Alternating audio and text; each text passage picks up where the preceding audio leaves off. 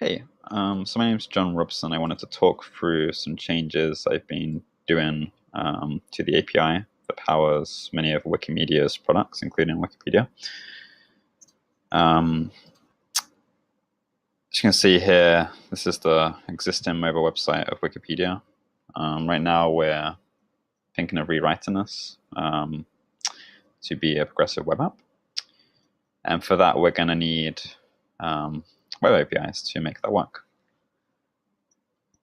So you can see, looking at my website, it's composed of various parts. You've got a title here, you've got some actions here.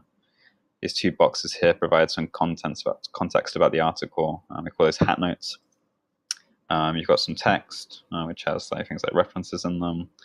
You have this thing on the right, which is called an info box, which provides information, like a summarized information about the article. So when we render this currently on my website, we do so in PHP. We go to the database. We say, give me the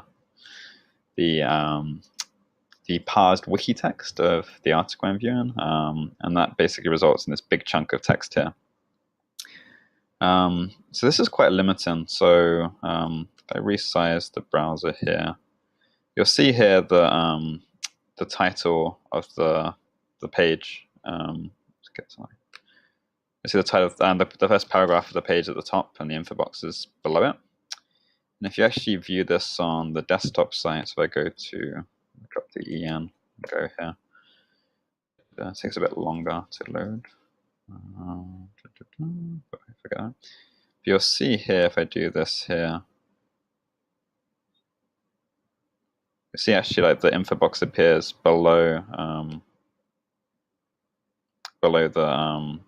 the things I called hat notes.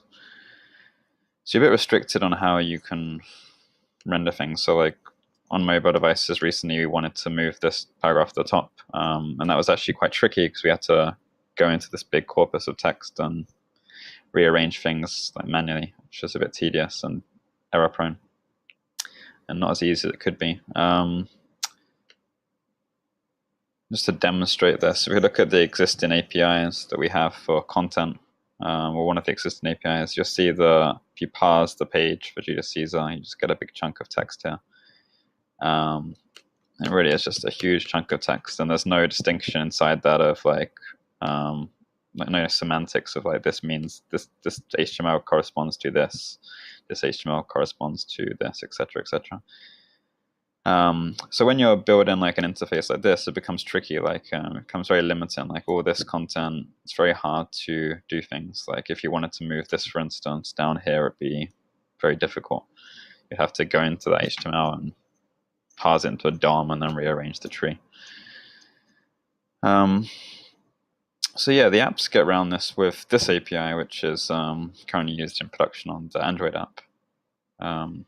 So one thing they do here, for instance, is they split that big corpus of text of HTML into sections. So you can say this is section 0.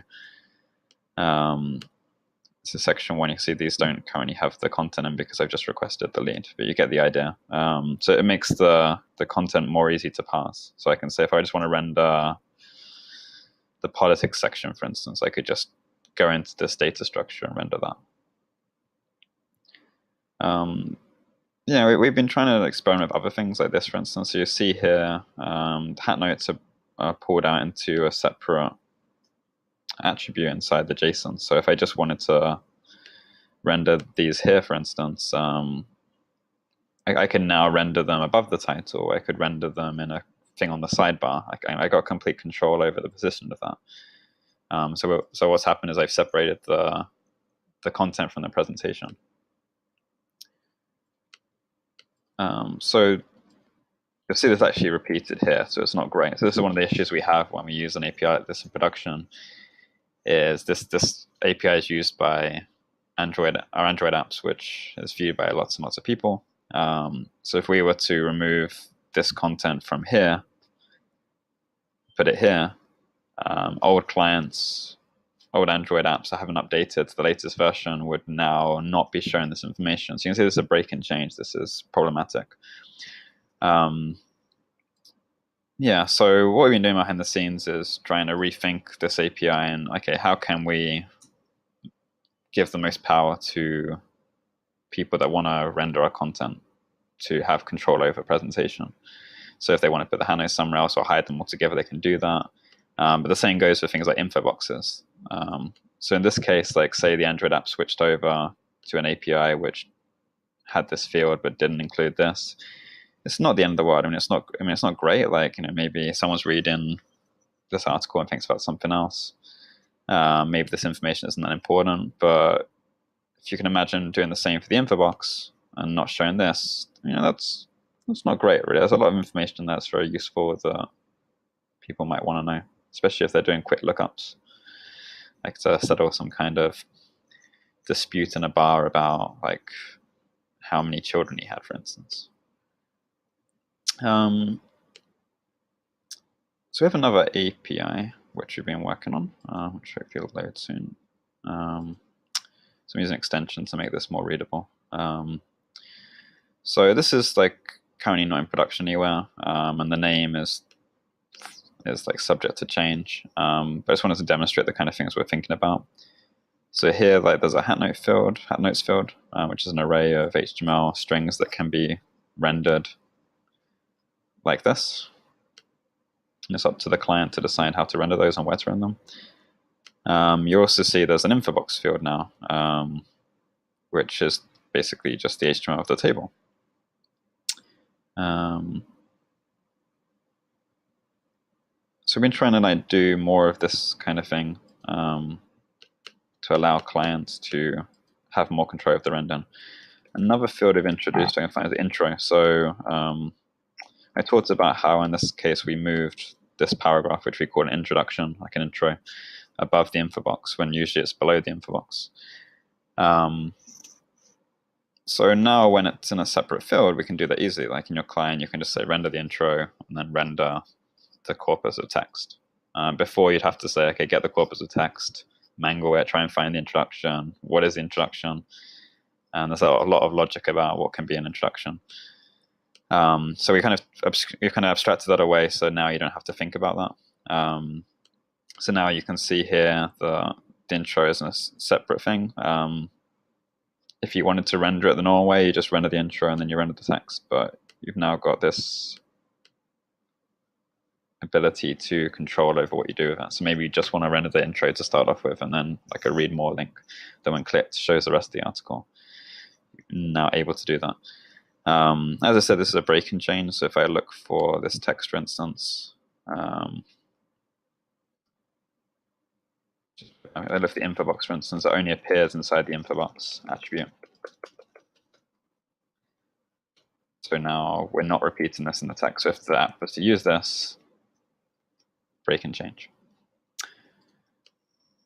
So on top of that, we have other APIs. So this is an API that provides us, or attempts to provide a summary of an article. So in this case, if you wanted to know what this article is about, it's trying to give a summary based on that introduction I just showed you, to summarize the article. So we actually been using this in one of our new products, which hopefully will work here. So you can see here that this is a product that we've launched to all our wikis except German and English Wikipedia. And it provides context about links in the article. So this is great because maybe you just want a bit more context. You don't want to dive into what the Roman Empire was. We believe this really helps the reading experience and helps you learn quicker based on being able to quickly look up information rather than jumping between thousands of tabs. So that's something we're working on, but obviously you can see this relies on the summary because we want to summarize the article, and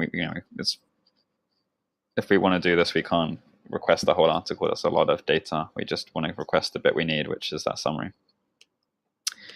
Anyway, so previously the summary came from some PHP endpoint that we've been working on, and it's been very separate to our stack. And I've been working to actually make use of this intro section that I mentioned here, because this basically provides most of what we need.